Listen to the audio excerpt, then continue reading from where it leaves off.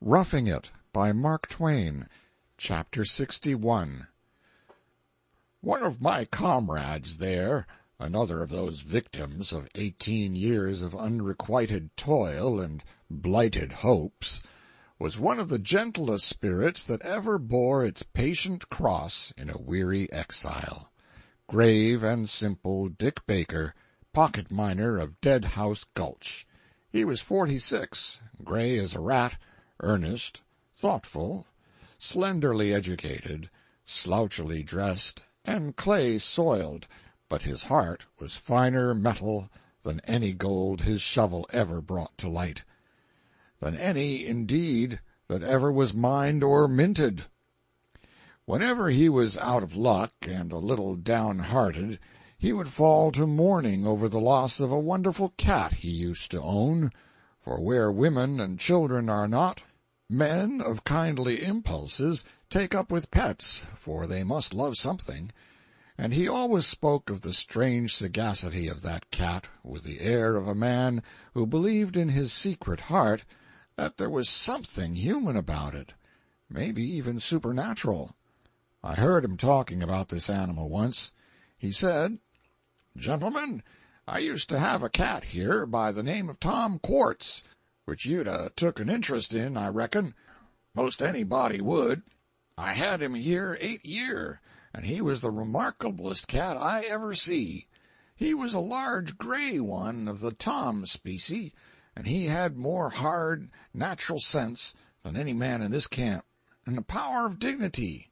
He wouldn't let the governor of California be familiar with him. He never ketched a rat in his life, 'peared to be above it. He never cared for nothing but minin'. He knowed more about mining, that cat did, than any man I ever see. You couldn't tell him nothin' about placer diggin's, and as for pocket minin', why, he was just born for it. He would dig out after me and Jim when we went over the hills prospectin', and he would trot along behind us for as much as 5 mile, if we went so fur. And he had the best judgment about mining ground. Why, you never see anything like it. When we went to work, he'd scatter a glance around, and if he didn't think much of the indications, he would give a look as much to say, 'Well, I'll have to get you to excuse me,' and without another word, he'd hist his nose into the air and shove for home. But if the ground suited him, he would lay low and keep dark till the first pan was washed, and then he would sidle up and take a look, and if there was about 6 or 7 grains of gold he was satisfied. He didn't want no better prospect than that. And then he would lie down on our coats and snore like a steamboat till we'd struck the pocket, and then get up and superintend.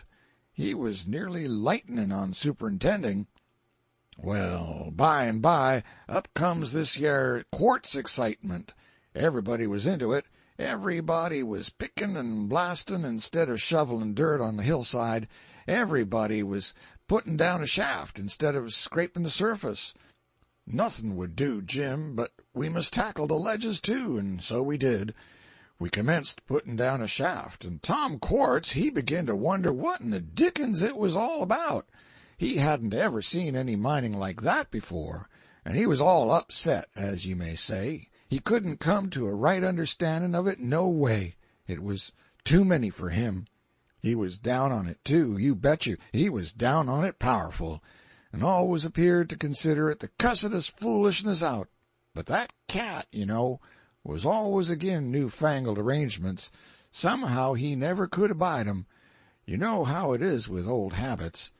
But by and by Tom Quartz began to git sort of reconciled a little, though he never could altogether understand that eternal sinkin' of a shaft and never pannin' out anything. At last he got to comin' down in the shaft hisself to try to cipher it out, and when he'd git the blues and feel kind of scruffy and aggravated and disgusted, knowin' as he did that the bills was runnin' up all the time and we weren't makin' a cent, he would curl up on a gunny sack in the corner and go to sleep.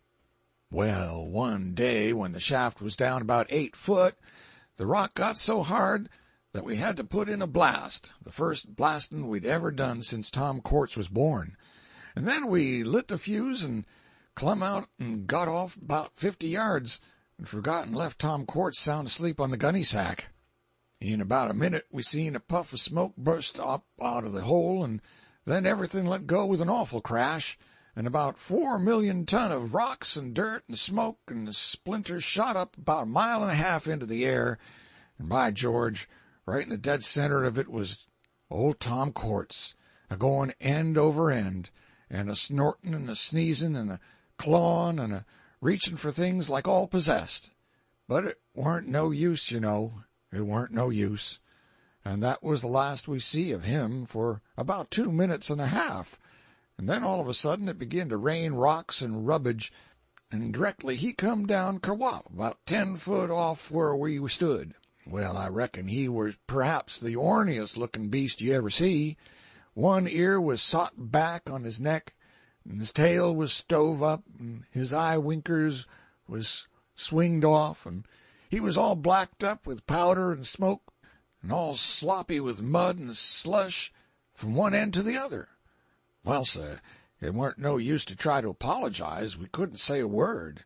He took a sort of a disgusted look at himself, and then he looked at us, and it was just exactly the same as if he'd said, "Gents, maybe you think it's smart to take advantage of a cat that ain't had no experience of quartz mining, but I think different."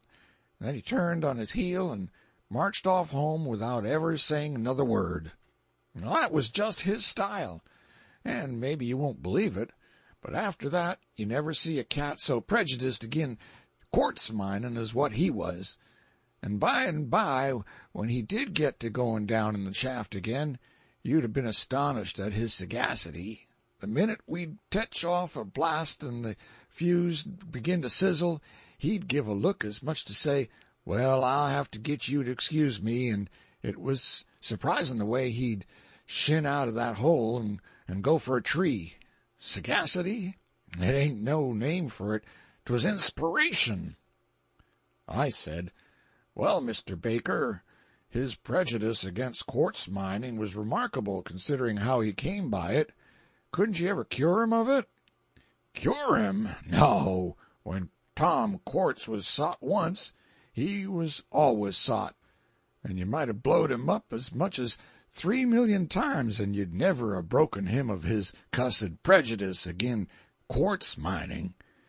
The affection and the pride that lit up Baker's face when he delivered this tribute to the firmness of his humble friend of other days will always be a vivid memory with me. At the end of 2 months we had never struck a pocket. We had panned up and down the hillsides till they looked plowed like a field. We could have put in a crop of grain then, but there would have been no way to get it to market. We got many good prospects, but when the gold gave out in the pan and we dug down, hoping and longing, we found only emptiness. The pocket that should have been there was as barren as our own. At last we shouldered our pans and shovels and struck out over the hills to try new localities. We prospected around Angel's Camp in Calaveras County during 3 weeks, but had no success. Then we wandered on foot among the mountains, sleeping under the trees at night, for the weather was mild, but still we remained as scentless as the last rose of summer. That is a poor joke, but it is in pathetic harmony with the circumstances, since we were so poor ourselves. In accordance with the custom of the country, our door had always stood open and our board welcome to tramping miners. They drifted along nearly every day, and jumped their paused shovel by the threshold and took potluck with us. And now, on our own tramp, we never found cold hospitality.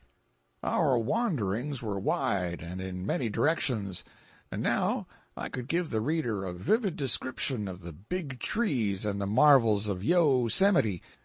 But what has this reader done to me that I should persecute him? I will deliver him into the hands of less conscientious tourists and take his blessing. Let me be charitable, though I fail in all virtues else. Note: some of the phrases in the above are mining technicalities purely, and may be a little obscure to the general reader. In placer diggings, the gold is scattered all through the surface dirt. In pocket diggings it is concentrated in one little spot. In quartz the gold is in a solid, continuous vein of rock enclosed between distinct walls of some other kind of stone, and this is the most laborious and expensive of all the different kinds of mining. Prospecting is hunting for a placer. Indications are signs of its presence. Panning out refers to the washing process by which the grains of gold are separated from the dirt. A prospect is what one finds in the first panful of dirt, and its value determines whether it is a good or a bad prospect, and whether it is worth while to tarry there or seek further. End of chapter 61.